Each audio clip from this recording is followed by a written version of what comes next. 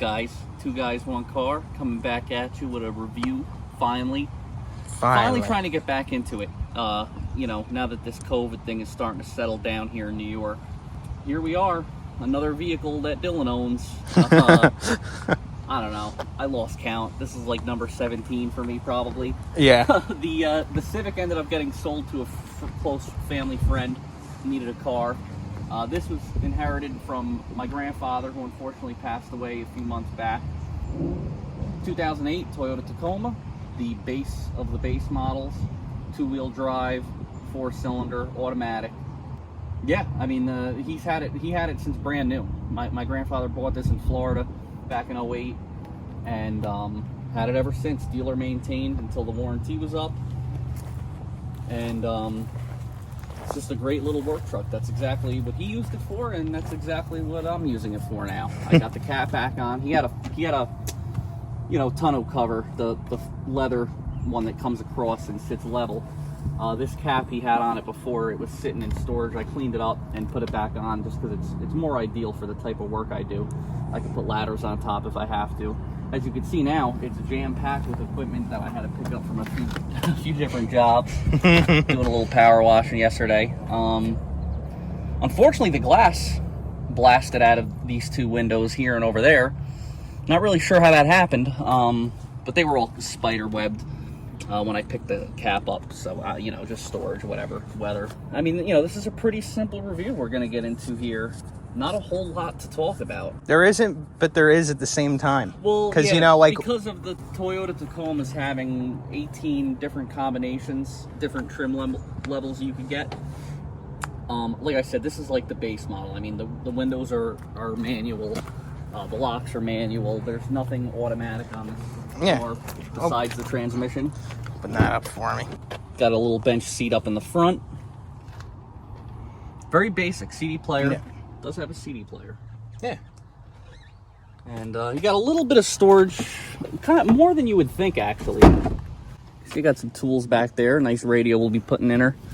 Yeah. And some new door speakers. Yeah, it's not bad. A decent amount back there. It's the simplicity of under the hood.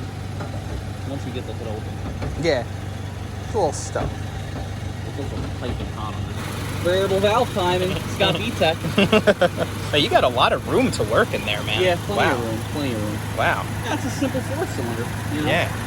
160 horsepower, 180 foot-pounds of torque, 21 miles per gallon combined. Going vlog style with the interior driving because we have no mount. I've lost it somewhere. I don't know where. Nicky hands, back at it again. Yeah, so I'm holding it. So if it's a little shaky, forgive me. Oh, there you go.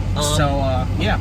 Yeah, I mean, you know, like I said, we're back. We're in the car now because there's not a whole lot to go over on the outside. It's white. I was actually just telling Nick the paint's kind of shoddy. Could definitely use a good buff and wax. You know, this is a cheap work truck. I mean, this is a truck. This model, the way it's set up with two-wheel drive and an automatic, is exactly how companies go ahead and order these. You know, they'll order a fleet of these, 15, 20 trucks. Pest control companies, painting companies. You know, anybody that does small work like that, where you don't need a full-size van or a full-size pickup truck. It surprisingly has a 3,500-pound tow capacity. That is kind of surprising to me. That's my Subaru. Yeah. I wouldn't tow my Subaru with this though, but I guess you could. Yeah. So yeah, there's that. The variable valve timing, which does make a difference in this motor. It's weird. It's like I always go back to comparing to the Honda Civics, like Nick's car, just because I hate how slow they are, especially the automatics. Definitely the automatics, and that's really just because of how horrible it. Like you just felt it shifted up. Yeah. And I'm pulling up this hill.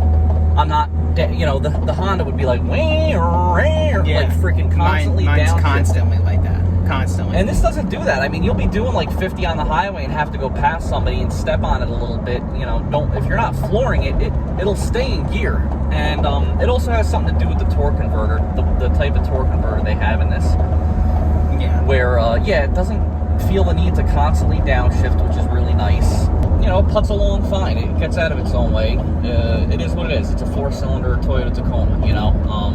What I love about these trucks is, I mean, the cult following they have is definitely well deserved. Like we just came across one. It was a '99 actually, but the same body style, I believe. Yeah, it was an extended It was the first cab. year. Yeah, 5-speed with 81,000 miles, and it was being auctioned for $17,500. Yeah, it's crazy. With 3 days left on the bid. It is crazy. That's insane, you know. But that just goes to show how great they are. I mean, I could People probably love get these things. I could probably get, even though we're in New York, where you definitely want a 4-wheel drive vehicle. If you're gonna buy a truck, it may as well be 4-wheel drive. I could probably still get $4,000 for this thing. 2-wheel drive. Yeah. It's only got 114,000 miles on it. My grandfather has receipts of everything. I mean, the man freaking wrote in on a freaking notepad his miles to the gallon. Wow. I mean, he's got, you know, Look at that. dates, times, the amount of money he put in the gas tank to fill it. That's amazing. Yeah, he really didn't mess around as far as documenting stuff. And you know, for me, I mean, this is a very basic truck, but for me, it has a certain sentimental value because it was my grandfather's, and because, you know, he bought this. He was living in Florida. I don't know if I mentioned that at the time. And I remember going to visit him. I was like 15 years old, you know, riding shotgun in this truck and going to work with him. And so, you know, I got memories with the truck, and definitely has a sentimental value. But also, it's just like, it's a great truck. It's a Toyota Tacoma 4-cylinder. Like, you know, it's going to last you for a long time. Oh yeah. And even when things do start to go, it's easy enough to fix.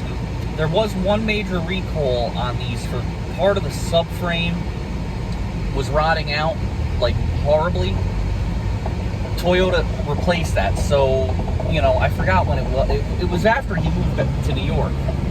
So, I don't know, a few years ago, they replaced part of the frame and did a whole new undercoating. I mean, and you saw the walk around. There's not any rust on this truck anywhere. And the underneath is clean, surprisingly clean. Just rare. Yeah, it's rare for these. That's the only complaint people have. Yeah, well, some people get confused when we talk about that. It's because we are in New York and cars do rot horribly. So yeah, you know, driving the truck, it's a truck, but it's comfortable enough, easy to drive. The cab is a little tight in this single cab. If you're over 6 foot, you would not enjoy driving this, not at all. I'm 6 foot even, and it's. I got the seat as far back as it could go, and I'm sitting pretty comfortable. But if I was taller, I'd definitely be starting to get cramped up. Yeah. But other than that, you know, what else can you say? It's a Toyota Tacoma. How can you not recommend this to people? Yeah. Obviously, we recommend. Even if you live in a place that does have all 4 seasons, snow, whatever, don't shy away from the 2-wheel drive. You know, throw a couple sandbags in the back, throw some snow tires on it, and you'll get around just fine. And, you know, just don't try to climb any mountains. You will, though. You'll get around fine, really. Yeah, I mean, other than that, you know, not much else you can say. Yeah, that's about it. Obviously, we recommend it.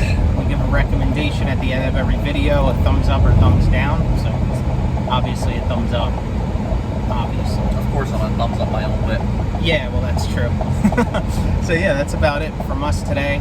Have a couple of cool reviews lined up in the next few weeks. Cars, I think the next one's definitely going to be the most expensive car we've reviewed. And pretty much, definitely is. Oh, right? brand new, yeah. It depreciates.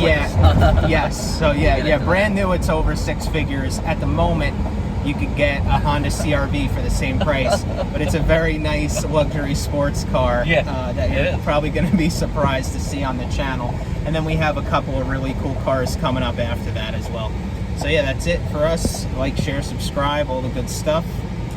Thank you.